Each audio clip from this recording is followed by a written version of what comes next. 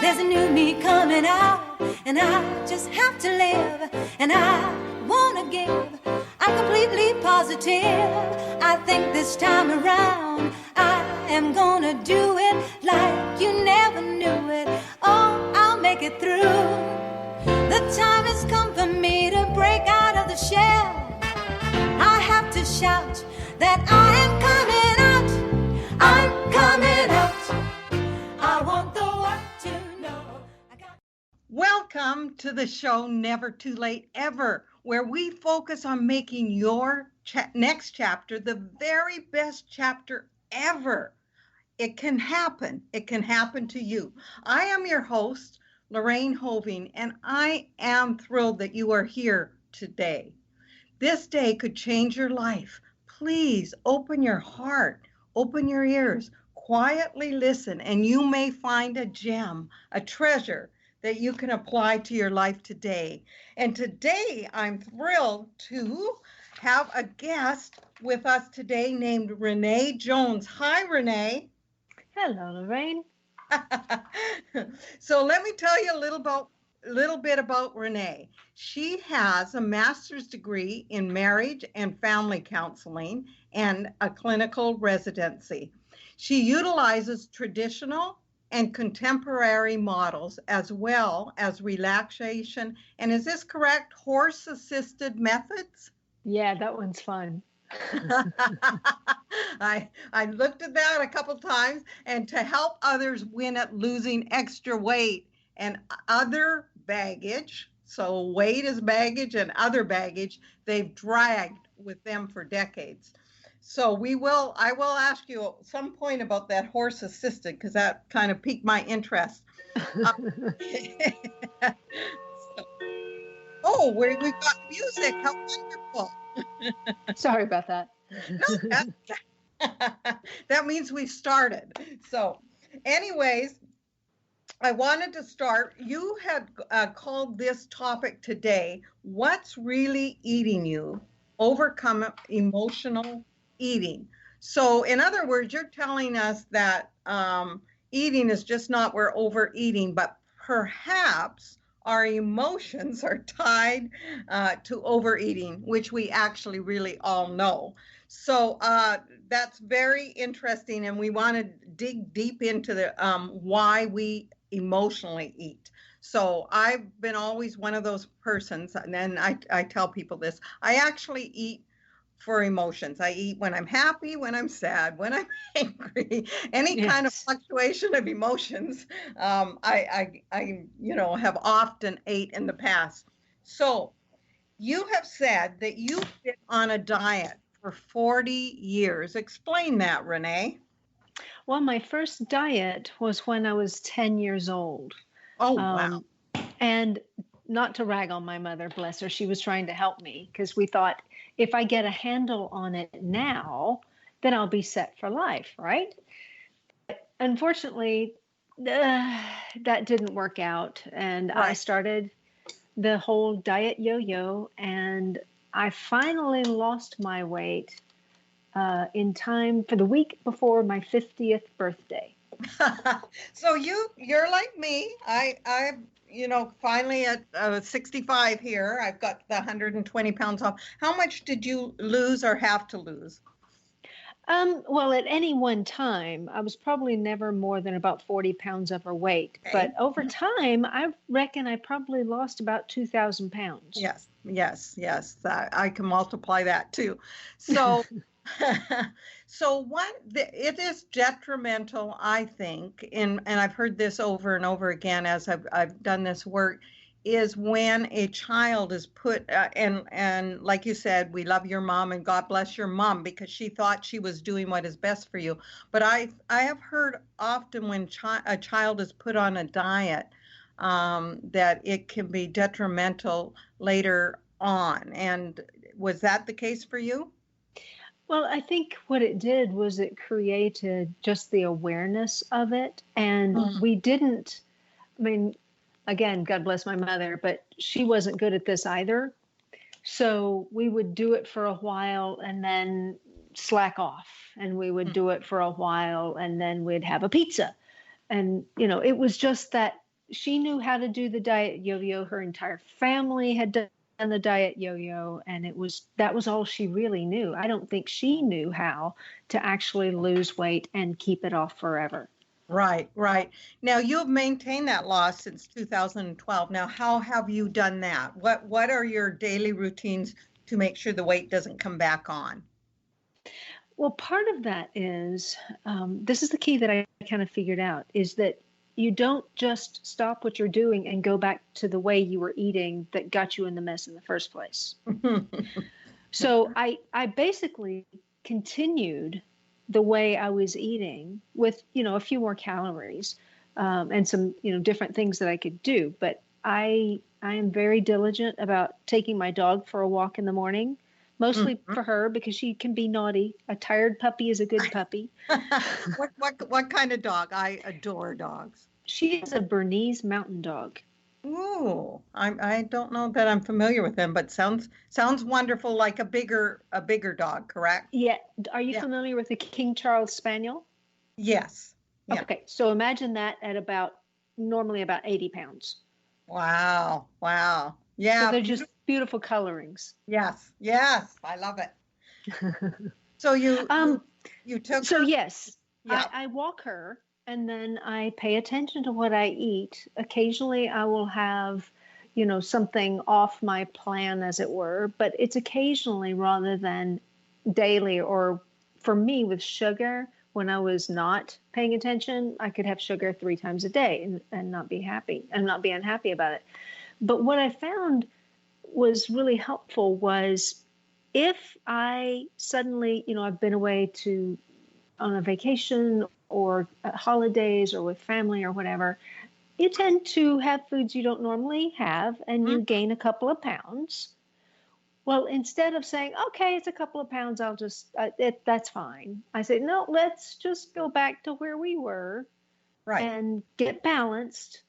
And then we can kind of adjust from there. But it's having kind of an alarm in your head for even 5 pounds rather than waiting for it to become 10 or 15 or 20. Right. And over the time, as I lost weight, that's what would happen. I've lost most of my weight through following Weight Watchers. Am I strict every single day? No, I'm not strict every single day. But what would happen to me when I hadn't got a hold of, so I had to do the inner work and realize I was worth it first. Yes. When that happened, I realized that my pattern had been like you said, I go on vacation, I gain 3 or 4 pounds. Bummer. And I'm not going to weigh in. I'm not going to be accountable. So I'm just going to wait till the next week and have it off. And instead, the next week I might be up 8 pounds. And so you're saying being accountable and saying and having that not so much an alarm, but just an awareness. Wow, I'm up 4 pounds. I need to stop this because what it is a subtle spiral downwards if we're not careful. So you said you had a plan. Did you have an eating plan, or did you just mostly eat like healthy and knew what to do? Well, when I was actually losing my weight, I followed the standard advice of the non-fat, low-calorie kind of thing. And what I found was that after a couple of years, I was tired and I was hungry and I was cranky all the time. So I had to make a shift. Not a good combination. Not a good combination. Yes. When you're a marriage counselor. Yes. Yes. And my husband was like, okay, what do we need to do? I'd rather, yeah. So I made some adjustments. I did a metabolic test that showed me some of the things that yes, that was the advice, standard advice, but I had to find what worked for my body and got my body the nutrients it needed. And once I did that, then I've maintained quite easily. Okay. And so so you talk about emotional eating, describe that, and how do we overcome running to the refrigerator if we're upset or if we're happy or whatever? How do we overcome that? So much of it is about finding what is driving that behavior, because Yeah, I mean, Finding the roots. Yeah. when we get upset, we tend to crash land in front of the refrigerator. And what is it that we're upset about? What we want really is to separate food from that emotional pull. And we all have foods like, like scents and like sights and sounds that remind us of a person or a place or a time in our lives. And if we can figure out, okay, what is it? I mean, my thing was peanut butter. When I was upset, I mean, peanut butter is supposed to be healthy, right? I even had the natural no sugar kind. Right. But when I was making circles around to the peanut butter jar, I knew, okay, what is going on here? Did you one question, did you love it as a child? Oh, yes. Yeah, so it could be like comfort to you because, yeah. Well, and what I worked out was my grandmother loved peanut butter, and we connected over peanut butter. And when what it became to me was kind of a tangible connection to my nan and all of the comfort and encouragement that she gave me. Right. Interesting. Yeah. So if you can kind of think, okay, when did I first have this food? Who gave it to me? What was going on? Then you can kind of begin to unwind it and recognize, oh, what I really need is this. What I really need, sometimes what I really need is to go up to my husband and say, I just need a hug right now. Yes. I just need a hug, because sometimes I'm looking for a hug for me, it was ice cream, because that's what I had with my daddy every night. Yes. He suddenly passed. So ice cream was a big thing. But sometimes, if you can turn it around and go, I probably just need somebody to hug me. And yeah. Yeah, absolutely.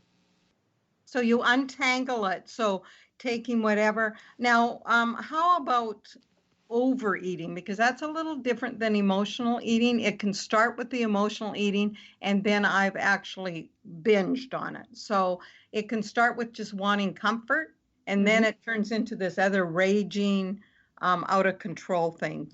What can you speak to that? Binge eating tends to be much deeper psychological kind of stuff. That's what I believe. And we can address it with some of the easy fixes, but it's something that requires a deep look into what's going on for you. So it's not something that we can say, oh, we'll just do this. That's something you got to work with somebody on. Right. And I believe when I began the work on my self-worth and dealing with my past is because if you're 120 pounds overweight, or 130, you're obviously binging at some point. And there is something. Yes. And I believe there's a difference between people that sometimes just overeat emotionally and then people that have a deep-seated where they're binging. So I'm glad that you said that. What do you wish the average person, so say somebody just has 20 or 30 pounds out there in our audience today, what do you wish they knew about weight loss before they start on their journey? What advice do you have for them? There is no magic pill, potion, or exercise program that will make the weight just fall right off you. If you hear that, you know that's not true, because it's not. Right. I mean, if they had figured that out already, no one would have to suffer through low-calorie diets or weight loss surgery. Right. So until they do figure that out, because I'm sure at some point they will, we have to find what works for our bodies. We have to unpack the emotional baggage that we carry, and we really need to cultivate our best selves, because our best self makes much better choices. Absolutely. I love that. So let's dig down to some practical tools for people out there. And I'm talking to people that just have a little bit of weight to lose, Okay. and they find that they, keep overeating, or they go to a buffet. So what do you do when navigating a snack-filled home? So say you've got kids at home or teens, and you've got chips in the